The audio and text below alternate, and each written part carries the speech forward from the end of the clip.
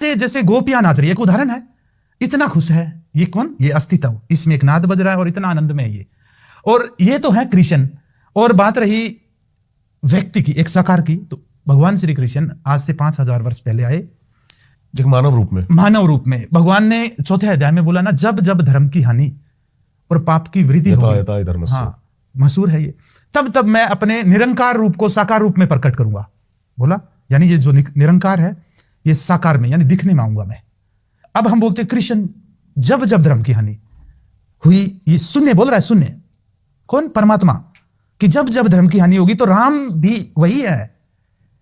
उस जमाने में क्या था देखो, जब प्रहलाद भक्ति कर रहे थे और हिरण्याकश्यप का बहुत ज्यादा वो बढ़ गया था, अधर्म बहुत ज्यादा कर रहे थे, तो वो जो शून्य थे ना, वो नरसिंह रूप धारण करके आए और खत्म किया। और जब रावण जैसे यहां पर आए बहुत सारे अत्याचारी, जिनके भय से पूरी पृथ्वी भयभीत रहती थी, तो वो जो शून्य है ना निरंकार, वो राम रूप में आए। और फिर जब दुर्योधन, कंस, जरासंध जैसे यहां पर बहुत ज्यादा पृथ्वी के ऊपर तांडव कर रहे थे, तब वो जो शून्य है ना वो कृष्ण रूप में आए। और फिर यहां पर आज से 600 वर्ष पहले को क्या बोलते हैं? भक्ति काल।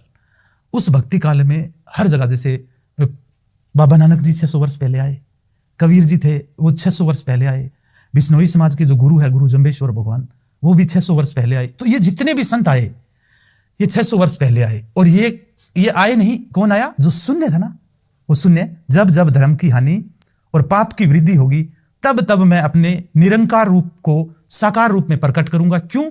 साधु पुरुषों का उद्धार करने के लिए और पाप कर्म करने वालों का विनाश करने के लिए मैं युग युग में प्रकट होता रहूंगा। ऐसा बोला, युग युग में। तो कृष्ण तो राम बन के भी आए थे, कृष्ण तो नानक बन के भी आए थे, और कृष्ण तो आज भी जो अच्छे संत हैं, कृष्ण तो आज भी उनके अंदर है। और वो चले जाएंगे, कृष्ण तो फिर भी रहेंगे। उनको चाहे राम कहो, चाहे कृष्ण कहो, चाहे बाबा नानक कहो, एक ही बात है। तो युग युग में मैं आता रहूंगा। हम डूबे, गीता के अंदर डूबे, निर्गुण से, जिसका कोई गुण नहीं है, जिसका कोई आकार नहीं है।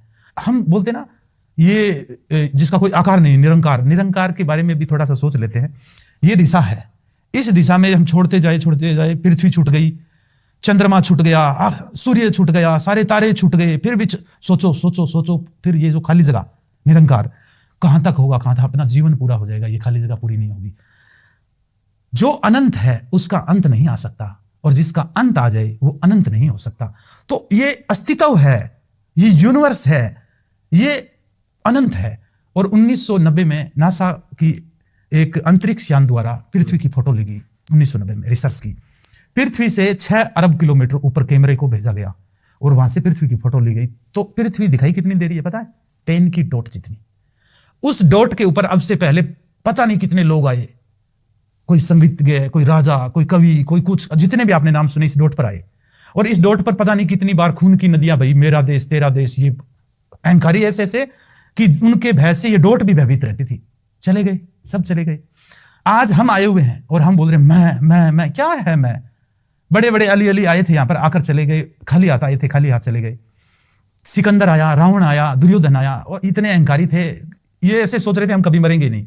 आज कहां है? सब मिट्टी में मिल गए, मिट्टी से बने, मिट्टी में मिल गए। और आज हमारे भी बड़े झगड़े हैं, बहुत अकड़ है। और आने वाले, विज्ञान बोलता है इस पृथ्वी के ऊपर अब से पहले 11 परत लाशें अरबों लोगों की लग चुकी है, और अभी आने वाले 60-70 साल में 12वीं परत लग जाएगी। यानी हम मिट्टी में मिल जाएंगे। लेकिन हम जीते हैं, इतने हमारे बड़े अकड़ और बड़ी मैं होती है। सब बोलते हैं, अब आप किसी से पूछो गीता पढ़ी है? हाँ पढ़ी है। क्या लिखा है गीता में? गीता बोलती है कर्म करो, फल की इच्छा मत करो। बोलते हैं ना तो अरबों यहां पर 100 साल पहले, 200 साल पहले उनसे भी पूछो क्या बोलती है गीता। वो भी बोलते थे कर्म करो, फल की इच्छा मत करो। तो वो मर गए, लेकिन कर्म करते हुए ही मरे, फल की इच्छा नहीं छोड़ी उन्होंने। आज भी हम बोल रहे हैं कि कर्म करो, फल की इच्छा मत करो।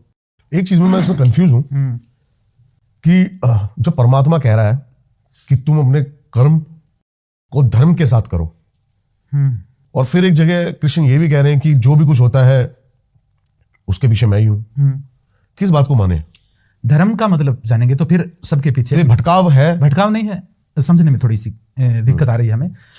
धर्म के ऊपर हम कहो तो 2-5 मिनट का थोड़ा टॉपिक लंबा है, लेकिन आनंद आएगा।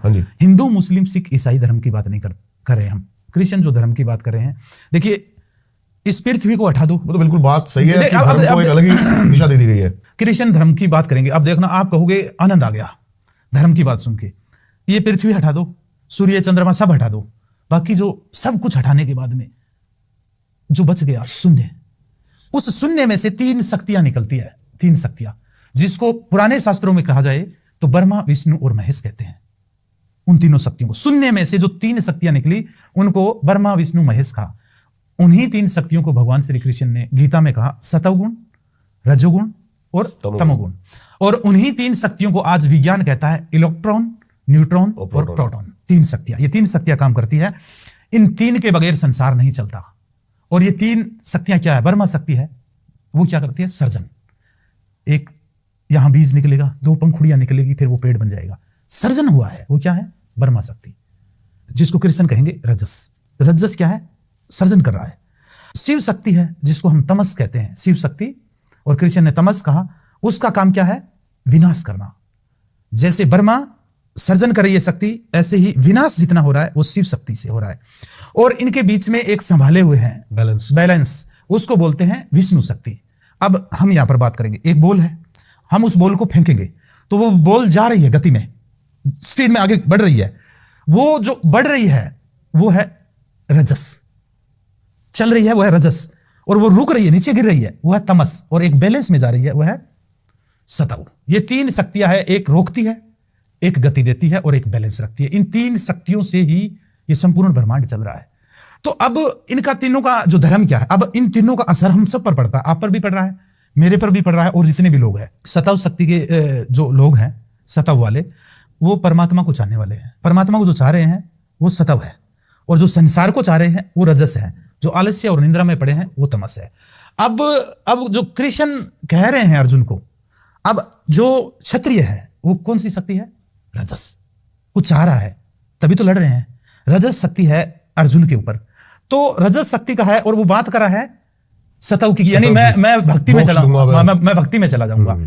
अब देखिए, अब कृष्ण क्या कह रहे हैं? तुम अपने धर्म को जानो और कर्म करो। और धर्म क्या है? क्षत्रिय का युद्ध करना, अपनी प्रजा की रक्षा करना, यही क्षत्रिय का धर्म है।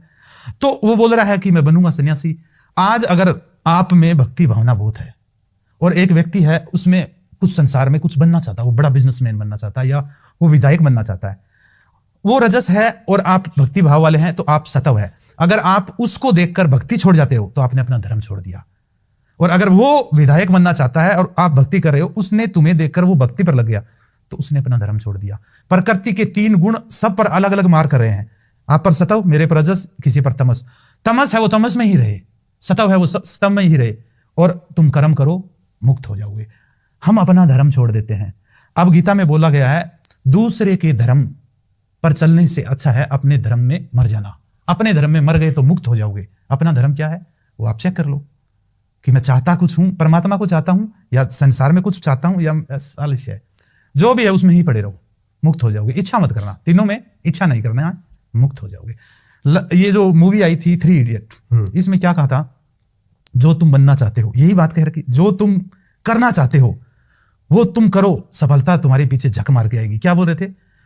तुम्हारा इंजीनियर बनने का अगर इच्छा है और तुम्हारे पिताजी बोल रहे हैं कि तुझे कोई दूसरा काम करना है, तुम्हें जिस काम को करने में, अब देखो काम करने में, पाप कर्म में भी लोगों को आनंद आता है। अब कहेंगे किसी की हत्या करने में मजा आ रहा है तो मैं मेरे स्वभाव में लोगों को मारूंगा, वो अज्ञानता है। जब धर्म समझ जाएंगे, धर्म का मतलब अध्यात्म समझ जाएंगे, फिर पाप कर्म नहीं होंगे, फिर कर्म ही होंगे, और फिर इच्छा भी नहीं होगी। तो गीता बड़ी गहरी है, यथा समुद्र है ये गीता, इसके अंदर डूबना चाहिए, डुबकी लगानी चाहिए। आजकल महाभारत को हमने भी ऐसे शुरू से देखा, एक एंटरटेनमेंट पर्पस के लिए देखा। आपको क्या लगता है, क्या प्रभाव है महाभारत का इंसानी जिंदगी पर? क्योंकि 5 पांडव। इतना अच्छा सवाल किया आपने, अभी आप चर्चा ना करते तो छूट जाता। हर व्यक्ति है, इस महाभारत की जो कथा लिखी गई है, चाहे ये महाभारत हुई या कथा लिखी गई, दोनों ही अद्भुत चीज है। अगर ना भी हुई है ना तो लिखी गई है ना, लिखने वाले ने अद्भुत लिखी है। क्या कि हमारा जीवन है, ये क्या है? कुरुक्षेत्र है। इस कुरुक्षेत्र, इस जीवन में हमें हरा कौन रहे हैं? अपने। हमें लड़ना किनसे है? अपनों से लड़ना है।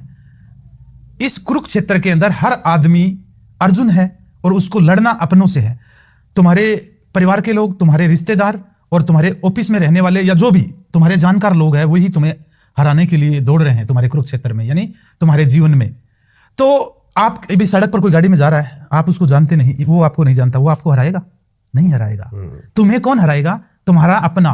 तो अपनों के ये जो अपने हैं इनसे हमें लड़ना है, और इनसे कैसे लड़ना है वो कौन बताएगा? हमारा सारथी। और हमारा सारथी कौन है? चेतना। चेतना, बिल्कुल। और चेतना में जब तक हम नहीं जाएंगे, ये हमारा जब शुरू हुई थी चर्चा कि क्यों हमें समाधि लगानी चाहिए, क्योंकि हमारी चेतना ही स्मृति दिला सकती है कि आज जो आपको संसार में लोग दौड़ते हुए नजर आ रहे हैं ना, इनको पता नहीं ये दौड़ किसकी है, ये भूल चुके हैं। ये जब जन्म मर रहे थे तो इन्होंने सोचा अगली बार तो अगर जन्मे तो हे ईश्वर तुम्हें जरूर प्राप्त करेंगे। और जैसे ही ये शून्य अवस्था में पड़े, और जैसे ही बच्चा 9 महीने गर्भ में रहता है अपने माँ के नाल के साथ में जुड़ के, और जैसे ही नाल कटती है उसको सांस लेना होता है, पहली सांस, और एकदम से शांति उसकी छीन जाती है, रोता है बच्चा। लोग बोलते हैं बच्चा रोता ही क्यों है? जो शून्य में पड़ा था ना, शून्य में आनंद बहुत है, और जो टूटा शून्य माया ने एकदम घेर लिया, और घेरते ही फिर भागा संसार में, क्योंकि कुछ तो छूट गया। छूटा क्या? शून्य। अब मैं उसको प्राप्त करूंगा, अब उसको संभोग में आनंद आ रहा है, तो वहां कुछ शून्य हो रहा है तो आनंद आ रहा है, तो वो उसके पीछे भाग रहा है। उसको गाड़ी में आनंद आ रहा है, पैसों में आनंद आ रहा है, वो सोच रहा है कि आनंद है, उसको पता नहीं आनंद, तू जो छोटी छोटी टुकड़ों में आनंद ढूंढ रहा है वो आनंद शांति और शून्य में है।